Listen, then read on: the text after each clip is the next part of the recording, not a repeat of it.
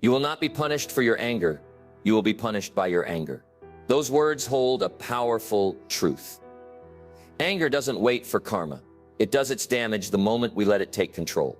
It clouds our judgment, burns our energy, and wrecks relationships. And more often than not, the person who suffers the most is us. Think about it. One sharp comment, one careless driver, one missed deadline, and suddenly your entire day is hijacked. The tension spreads through your shoulders, your voice tightens, and your thoughts spiral. But here's the thing. Anger doesn't happen because the world is out of control. It happens because we haven't learned how to stay in control when the world tests us.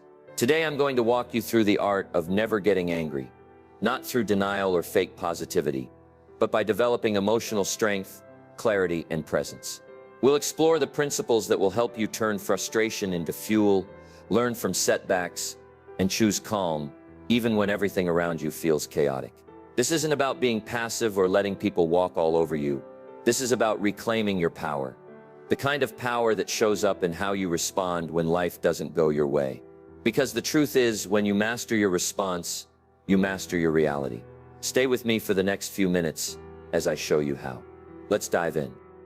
Number 1, flow with life, not against it. Most of the anger we experience doesn't come from the event itself. It comes from our resistance to it. We want life to follow our plans, people to meet our expectations, and every little detail to fall into place exactly as we imagined. But life doesn't work that way. It moves on its own current, full of detours, delays, and surprises. And the more we try to control everything, the more frustration builds. Learning to flow with life doesn't mean giving up. It means letting go of the illusion that you can control every outcome. When you resist what is, you suffer. When you accept what is and adapt, you grow. Take Bruce Lee, the martial arts legend and philosopher. He famously said, "Be like water." To him, water represented flexibility, strength, and calm. It can crash, but it can also flow. And most importantly, it adapts to whatever it touches, always adjusting, never forcing. Bruce built his entire philosophy and his personal power on this idea. When we live with rigidity, every unexpected twist becomes an enemy. The train delay, the miscommunication, the canceled plans, they all feel like personal attacks. But when we embrace the flow, we learn to adjust instead of explode. We find calm in the current. Here's how you begin. Next time something doesn't go your way, pause. Ask yourself, what's in my control? Then focus only on that. You'll be surprised how much lighter life feels when you stop trying to control what you never could. You don't have to love every challenge, but you can learn to stop fighting the ones you can't change. When you start flowing with life, not against it, anger loses its grip, and peace becomes something you carry with you, no matter what the day throws your way. Number 2, put down the pointing finger. One of the fastest ways to drain your peace is to live your life pointing fingers, blaming others for your stress, your setbacks, and your emotions. When someone cuts you off in traffic, when your coworker drops the ball, when your plans fall through, it's easy to say, "They ruined my day." But here's the truth. They didn't ruin anything.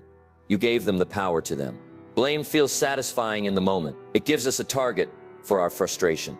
But the more we blame, the less responsibility we take. And the less responsibility we take, the more powerless we become. If your peace depends on everyone else doing everything right, you're setting yourself up for a life of constant irritation. Let me tell you about Jason, a restaurant manager from Atlanta. He used to be the kind of leader who blamed everyone. If a customer complained, he blamed the servers. If the kitchen ran late, he blamed the chefs. If the sales were down, he blamed the economy. His team feared him, resented him, and worst of all, they stopped trying. Why? Because nothing was ever enough, and nothing was ever his responsibility. One night, after a tense shift and a near breakdown in the staff room, Jason had a moment of clarity. He realized his team wasn't the problem. He was. Not because he made mistakes, but because he refused to own them. That week, he made a decision: no more blaming. Instead of pointing fingers, he started asking, "How can I help fix this?" His team noticed, morale shifted. Even the customers picked up on it. The more he owned, the more control he gained. And slowly, his anger started to fade. There's real power in putting down the pointing finger. Because every time you blame, you give away a little piece of your emotional control. But every time you take ownership, even when it's not 100% your fault, you take that power back. Next time you feel the urge to blame someone for your bad mood, try this. Pause and ask, what can I do right now to improve this? That one question can change your entire posture, from reactive to responsible. When you stop pointing and start owning, you'll find something surprising. The world becomes less aggravating. Not because people changed, but because you did. And in the art of never getting angry, that shift is everything. Number 3. Refuse to catch their fire. Some people carry anger with them like a torch, lighting up every room with their frustration, their bitterness, their mood. And if you're not careful, they'll hand that flame to you. You'll find yourself burning with emotion that wasn't even yours to begin with. That's the danger of reactive living. You become a mirror for everyone else's chaos. But here's the truth. Just because someone else is on fire doesn't mean you need to burn with them. You can't control how others act. You can control whether or not you absorb their emotions. And the moment you realize that, you start protecting your energy instead of leaking it. Let's talk about Helen Keller.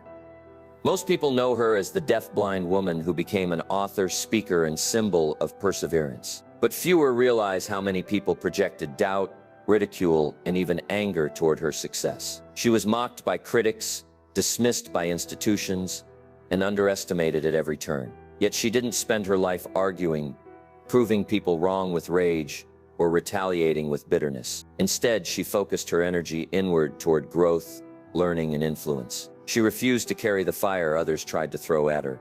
That's strength. It takes self-awareness to know when you're being pulled into someone else's storm. Sometimes it's a family member's sharp words. Sometimes it's a coworker's bad mood. Sometimes it's a stranger's rude comment. You feel that flash of tension and think, why did they say that? But the better question is, why am I giving it power? Here's how you refuse to catch someone else's fire. First, pause, breathe, remind yourself. Their reaction is not my responsibility. You don't need to fix it. You don't need to fight it. Let them carry their own flame. You've got peace to protect. Second, imagine emotions like packages. Someone hands you a box of anger. You can choose to take it, or you can let it drop to the ground. Not everything handed to you must be accepted. And third, shift your focus. Instead of replaying the comment, focus on your values. Who do you want to be in this moment? Someone who mirrors anger, or someone who leads with clarity? You'll never run out of angry people. But the moment you stop catching their fire, you become something rare, calm in the heat.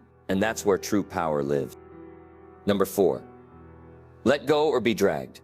Anger has a sneaky way of chaining itself to your past. Something goes wrong. A betrayal, an insult, a failure, and instead of moving forward, you replay it over and over.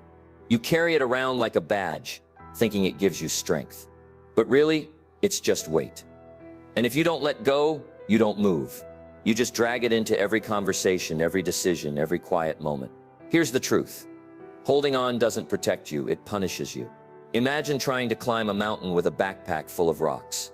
Every grudge, every unresolved memory, every "they shouldn't have done that" is just one more stone you're carrying uphill. At first, you think you can manage it. But over time, it wears you down. You lose energy. You lose momentum. And worst of all, you lose peace. Let me tell you about Marissa, a graphic designer from Denver. Her sister betrayed her trust by sharing something personal with others. It hurt deeply. For months, Marissa stewed in that betrayal. She'd wake up angry. She'd rehearse comebacks in her head. Even during happy moments, the resentment lingered like a shadow. Then one day, during a therapy session, her counselor asked her a simple question. Is this anger helping you heal or keeping you stuck? Marissa paused. For the first time, she realized that she wasn't holding a grudge. The grudge was holding her. That day, she made a decision, not to excuse the betrayal, but to release the grip it had on her life. Slowly, she began to feel lighter, freer, more alive. Letting go doesn't mean forgetting. It doesn't mean pretending it didn't happen. It means you're choosing freedom over fixation. It's saying, yes, it hurt, but no, it doesn't own me anymore. Here's how to start. Acknowledge the wound. Write about it. Talk about it. Feel it. Then make a conscious decision to stop feeding it. Every time your mind returns to that moment, gently redirect it. I've already lived through that. I don't need to live it again. You'll be amazed at how much peace returns when you drop just one heavy thought you've been carrying for too long. Because in the art of never getting angry, letting go isn't weakness, it's wisdom. You either let go or you get dragged. The choice is yours. Number 5. Lower expectations. Lift peace. If you want to invite less anger into your life, start by adjusting what you expect from it. A big source of daily frustration doesn't come from what happens. It comes from the gap between what we expected and what we got. That delay, that disagreement, that imperfect reply. They hurt more when we've already decided how things should be. We build quiet expectations all the time. We expect our friends to text us back immediately. We expect our spouse to know what we're thinking. We expect perfect service, perfect days, perfect outcomes. And when reality falls short, which it always does, we don't just feel surprise, we feel personal offense. We say things like, "How could they?" or "This shouldn't be happening." But life rarely lives up to a script we wrote in our head. Fred Rogers, beloved television host and quiet wisdom giver, had a gift for accepting people as they were, flaws and all. He didn't demand perfection from the world. Instead, he approached every interaction with gentle curiosity and grace. That's why people felt safe around him. He expected difficulty. He prepared for misunderstanding. And that's why he could meet even the most awkward or tense moment with a calm presence. Now contrast that with someone who expects everything to go right all the time. Their coffee order is wrong, instant irritation. Their partner forgets a detail, instant blame. Their coworker makes a mistake, instant anger. But it's not the situation that causes the anger. It's the unrealistic expectation behind it. Here's a truth that brings peace. Most people are not trying to upset you. They're just being human. And humans forget, get distracted, miscommunicate, and make mistakes. So instead of saying, "They should have done better," start thinking, "What can I do to stay calm when they don't?" Try this before entering a situation. Lower your expectations and raise your flexibility. Going to a meeting? Expect delays. Hosting a dinner? Expect imperfections. Calling a friend? Expect interruptions. Not because you're being negative, but because you're being prepared. And when something goes smoother than expected, be pleasantly surprised. That's the joy of releasing control. When you stop demanding perfection, you start appreciating progress. Lower expectations aren't about settling for less. They're about making space for peace, patience, and presence. In the art of never getting angry, it's one of your most powerful tools. Expect less from the world, and you'll have more energy to enjoy it. Number 6, breathe before you burst. We've all felt that moment. The heat rising in your chest, your jaw tightening, your fists clenching, you're 1 second away from snapping. And in that moment, all logic seems to disappear. You say something sharp, maybe slam a door, maybe fire off a message you'll regret 5 minutes later. It's not because you're a bad person. It's because you didn't pause. That pause, those 2 or 3 seconds between trigger and reaction, can be the difference between peace and a problem. Anger rushes in like a wave, but breathing is the anchor that keeps you grounded. Let's talk about Eric, a senior team leader at a fast-paced marketing firm in Chicago. Eric was respected for his creative work, but he had a serious temper. If a team member missed a deadline or misunderstood an instruction, he'd snap, emails in all caps, sarcasm in meetings, icy silence in the hallway. Turnover in his department was high. People worked in fear. One day, his director gave him a quiet warning. "Your results are excellent, but your reactions are pushing people away." Eric didn't want to admit it, but he knew it was true. So he tried something simple. Every time he felt anger coming on, he forced himself to take 5 deep breaths before responding. Not just a quick inhale, but intentional, focused breathing. In, hold, out again. At first it felt silly, but slowly he noticed something. Those breaths gave him space. Space to think, to ask questions instead of accuse, to consider solutions instead of vent frustrations. The tone of his team shifted, communication improved, and most importantly, he felt more in control, not just at work, but at home, in traffic, even during conflict. Your breath is a built-in reset button. It interrupts the spiral of reaction. It tells your nervous system, "I'm safe, I'm okay, I can handle this." And that one act of control often prevents 10 acts of regret. So next time you're triggered, remember, you don't need to solve everything in that moment. You just need to pause, breathe, let the emotions settle before you act. You don't need to burst to be heard. You don't need to rage to be strong. You just need to slow down long enough to lead your emotions instead of being led by them. In the art of never getting angry, your breath isn't just air, it's power. Use it before the moment controls you, and watch how quickly your calm becomes your strength. Number 7. Forgive to set yourself free. Forgiveness isn't about excusing someone's behavior.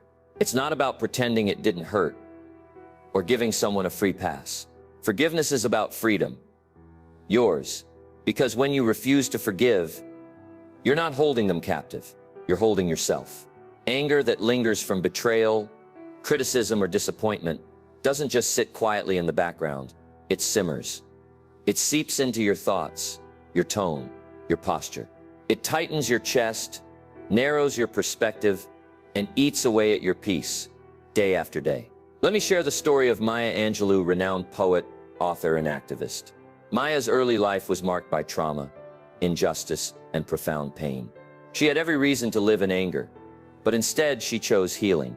Not because the past was easy to forget, but because she knew her future couldn't thrive while chained to bitterness. Through her work and her words, she spoke not from rage, but from resilience. She once said, "It's one of the greatest gifts you can give yourself, to forgive. Forgive everybody." That may sound idealistic, but it's deeply practical. You forgive not because they deserve it, but because you deserve peace. Holding on to what they did keeps you emotionally tied to them. And why give your peace to someone who already took enough from you? Here's the truth. Forgiveness doesn't mean reconciliation. It doesn't mean pretending you're fine.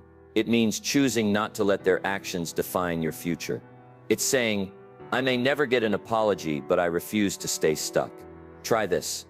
Think of someone who hurt you, someone whose actions still occupy your thoughts. Then write a letter to them. Say everything you've wanted to say, but don't send it. This is for you. Then tear it up or burn it. That act alone is powerful. It tells your mind and heart, "I'm releasing this weight." Another step, shift your focus from what they did to what you've gained since. Maybe the pain taught you boundaries. Maybe it made you stronger, wiser, or more compassionate. Pain can shape you, but you decide what it shapes you into.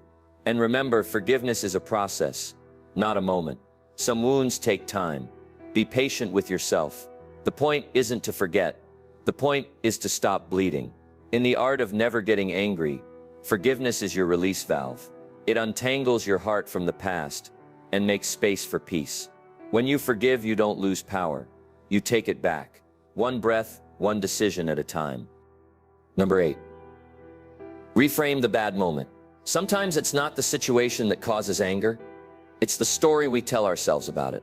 The human mind is wired to fill in the blanks, to assign meaning, and often to assume the worst. A canceled meeting becomes, "They don't respect me." A short reply becomes, "They're angry with me." A mistake becomes, "I'm a failure." But what if that story is wrong? What if the meaning you've assigned is actually what's making you angry, not the event itself? Reframing is the powerful habit of changing your perspective without changing the facts. It's not about denial or fake positivity. It's about choosing a story that serves you, not hurts you. Let me tell you about Tina, a young entrepreneur from Oregon. She had planned the perfect pitch for a group of investors, months of work, hours of practice. But on the day of her big presentation, her flight was canceled due to a snowstorm. She was devastated. All she could think was, "I've blown my one shot." For hours, she sat in the airport, stewing in frustration and self-pity. But then something shifted. Instead of replaying the disappointment, she asked herself, "Is there anything good I can get out of this?" She pulled out her laptop, reviewed her pitch, improved her visuals, and even came up with a new hook. She arrived a day later, calmer, more confident, and sharper. The investors were impressed. She got the deal. And to this day, she credits that delay for her breakthrough. It all started with a question: how else can I see this? That's the power of reframing. You can turn an interruption into an opportunity, a conflict into a lesson, a failure into a setup for growth. It's not always easy, especially in the heat of the moment. But even a small shift in perspective can lower your anger and raise your clarity. Here's how you can practice it. Next time you feel triggered, pause and ask, is there another way to interpret this? What else might be going on? What if it's not about you? What if there's a hidden benefit? Even if the answer doesn't change the situation, it changes your relationship to it, and that changes everything. In the art of never getting angry, Reframing is a quiet superpower. It takes you out of victim mode and puts you back in control. Life won't always hand you good moments, but with practice you can find the good in almost any moment. Number 9. Be your inner ally, not your critic. One of the most overlooked sources of anger is the voice inside your own head. The one that whispers, "You messed up again." The one that says, "You're not good enough. You should have known better." You may brush it off, thinking it keeps you sharp or disciplined. But here's the reality. Constant self-criticism doesn't build strength. It builds pressure, and eventually, that pressure erupts. Not just at yourself, but at others. Anger toward others often starts with hidden anger toward ourselves. When you're already beating yourself up, it doesn't take much for someone else's mistake or comment to push you over the edge. Michael Jordan, one of the greatest athletes in history, was known for his competitive fire, but also for his inner discipline. He didn't avoid mistakes. He missed thousands of shots, lost games, got cut from his high school team, but he didn't sit there calling himself worthless. He learned, he adapted, he built a mindset of improvement, not punishment. His inner voice didn't shame him, it sharpened him. Ask yourself, would you talk to your best friend the way you talk to yourself after a mistake? Would you say, "You always ruin everything," or "You're such a failure"? Of course not. You'd offer perspective, encouragement, compassion. So why not offer that to yourself? Try this. The next time you catch yourself spiraling in self-criticism, stop and rephrase it. Instead of saying, "I can't believe I did that," try, "I'm learning. I'll get better next time." That simple shift softens the emotion and strengthens your resolve. Also, start keeping a wins list. Each night, jot down 3 things you did well, no matter how small. It might be that you kept calm in traffic, finished a task on time, or responded kindly when you could have snapped. These small victories remind you that you're growing, and that self-recognition builds resilience from the inside out. When you become your own ally, you're less shaken by criticism, less reactive to stress, and far more stable in conflict. You stop demanding perfection from yourself, and in turn, you stop projecting that demand onto everyone else. In the art of never getting angry, how you treat yourself matters. Because if your inner world is full of tension, your outer world will reflect it. But if it's full of grace, patience, and strength, then peace isn't just something you seek, it becomes something you radiate. Be kind in the mirror, and you'll be calmer in the world. Number 10. Choose gratitude under pressure. Anger often thrives in moments when we focus on what's missing, what's unfair, or what went wrong. But there's one simple habit that can disarm anger in real time. Gratitude. Not the grand, sweeping kind, where you need something miraculous to be thankful. I'm talking about the quiet, daily kind. The kind that turns "why me" into "I'm still lucky" in many ways. You see, when your mind is locked on what you lack, every inconvenience feels bigger. The bad driver, the slow internet, the cold coffee, all of it adds up. And you find yourself snapping over things that in the big picture don't even matter. But when you build the habit of gratitude, your perspective shifts. You stop obsessing over what's wrong and start noticing what's still right. Let me tell you about Luis, a warehouse worker in Austin. His job was physically demanding, underpaid, and full of daily stress. And for a long time, he lived with a simmering anger at his manager, at the system, at his circumstances. But then, during a health scare, something clicked. Lying in a hospital bed for a week gave him time to reflect. He realized he had been blind to the simple things.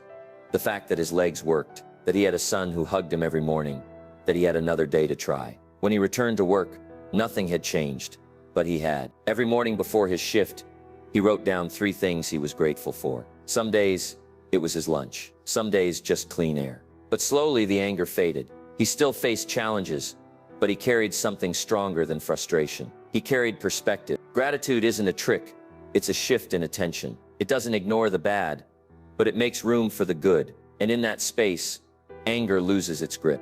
Here's how you can practice it. When you feel frustration bubbling up, pause and name one thing, just one, you're grateful for in that moment. Your breath, your health, a friend, a lesson learned. This tiny redirect lowers the emotional volume and reminds you, I still have something good. Before bed, jot down 3 wins or moments of peace from the day. Even on rough days, there's always something. If you look for it, in the art of never getting angry, gratitude is your armor. When you train your mind to see the light, The shadows don't feel so overwhelming. Choose gratitude, especially when it's hardest. That's when it works the most. Number 11, build a calm core. Calm isn't just the absence of noise. It's the presence of strength. And in a world that constantly pokes, prods, and provokes you, calm has become a rare superpower. But here's something most people don't realize. Calm isn't something you're born with. It's something you build. Think of calm like a muscle. The more you train it, the stronger it gets. The more you practice it during the small moments, the more available it is in the big ones. And when pressure hits, you're not reacting wildly. You're grounded, steady, present. One of the clearest examples of this is the Dalai Lama. For decades, he has faced political exile, public criticism, and constant spiritual pressure. Yet his presence is defined by stillness. His calm doesn't come from an easy life.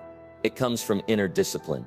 Through meditation, reflection, and intentional breathing, he developed the ability to remain centered, no matter what chaos surrounds him. But you don't have to be a monk to build a calm core. Start simple. Choose one part of your day to slow down, whether it's your morning coffee, your commute, or your pre-bed routine. During that moment, focus on your breath. Inhale deeply, exhale slowly. Let your mind return to your body. That practice alone tells your nervous system, we're safe, we're steady, we're okay. Also, watch your tone, not just with others, but with yourself. Speak slower when tensions rise. Move slower when you feel rushed. Calm isn't about delay, it's about intention. And remember, calm doesn't mean silence. It doesn't mean becoming passive or indifferent. True calm allows you to respond with clarity instead of reaction, to address problems without becoming one, to lead instead of lash out. If someone insults you, calm allows you to pause instead of attack. If plans fall apart, calm gives you flexibility instead of fury. If life throws a storm, calm is your anchor. Over time, this inner stability becomes your default. You stop being a slave to mood swings and start becoming someone people can count on, even in chaos. In the art of never getting angry, building a calm core is essential. It's not about denying emotion, it's about directing it. When the world shakes, your strength will show in how still you can remain. Calm is not weakness, it is earned power. And the more you build it, the less the world can take from you. Number 12, respond, don't react. In life, you're going to be triggered. People will say things that offend you. Plans will fall apart. Disappointments will show up uninvited. That's not the problem. The real challenge is what happens in the few seconds after the trigger. Do you react or do you respond? There's a world of difference between the two. Reacting is automatic. It's emotional, fast, and often fueled by ego. Responding is intentional. It's thoughtful, measured, and rooted in clarity. One adds fuel to the fire. The other puts it out. Let me tell you about Samantha, a nurse in a busy hospital in North Carolina. She was known for her steady hands and sharp mind, but also for her short fuse. When patients were rude or coworkers slipped up, she reacted immediately. Her tone sharpened, her stress climbed, and the tension in her unit grew thicker every day. Then one morning, an elderly patient lashed out at her for being too slow. Samantha, exhausted and overwhelmed, opened her mouth to fire back. But something inside her hesitated. She closed her eyes, took a breath, and instead of reacting, she asked gently, "Are you okay?" The patient broke down in tears. He wasn't angry at her. He was in pain, scared, and didn't know how to ask for help. That moment changed everything for Samantha. She realized most people don't need a reaction. They need understanding. And more importantly, she needed peace more than the satisfaction of being right. From that day forward, she practiced pausing. When she felt anger rise, she asked herself, "What's the outcome I want from this?" That one question helped her switch from impulse to intention. Her relationships improved. Her work became more fulfilling, and she no longer felt emotionally hijacked every day. Here's how you can do the same. When something triggers you, pause. Take one full breath. Ask yourself, what response would reflect who I want to be right now? You don't have to answer perfectly. You just have to choose, rather than react on autopilot. Also, remember, silence is a response. Distance is a response. A kind question is a response. Not everything needs a counterattack. In the art of never getting angry, mastering your response is the final piece. Because it's not about avoiding emotion, it's about owning your power in the moments that matter most. Respond with purpose, and you'll begin to lead your life, not just survive it. Anger is easy. It's automatic. It shows up uninvited, fueled by stress, disappointment, and unmet expectations. But here's the truth. While anger may be natural, staying angry is a choice. And every time you choose to pause, to breathe, to shift your perspective, you're choosing something far more powerful than rage. You're choosing mastery. Over the last few minutes, we've walked through 12 timeless principles, tools to help you build emotional strength, protect your peace, and respond with intention rather than impulse. These aren't tricks to suppress your emotions. They're practices to elevate your life. Whether it's learning to flow with life, putting down the pointing finger, forgiving others, reframing tough moments, or choosing gratitude and pressure, you now hold a roadmap to a calmer, more grounded version of yourself. And no, this journey doesn't happen overnight. But here's the good news. You don't have to get it perfect. You just have to get better. One pause at a time, one breath at a time, one choice at a time. Think about how much lighter your days will feel when you stop reacting to every little frustration. Imagine how much stronger your relationships will become when you lead with patience, not tension. Picture a version of you that doesn't get pulled into every fire, but walks calmly through the storm. That version of you is possible. And it starts the moment you decide that anger no longer controls your life. You do. So the next time anger rises, remember you've got tools now. You've got perspective. You've got strength. Choose to pause. Choose to respond. Choose to lead. Because in the end, the real art of never getting angry isn't about what happens around you. It's about what you've built within you. And if you're still here, reading or listening, write it down in the comments or in your mind. I choose calm. That's your declaration. That's your power. Now go live it, one calm, strong step at a time.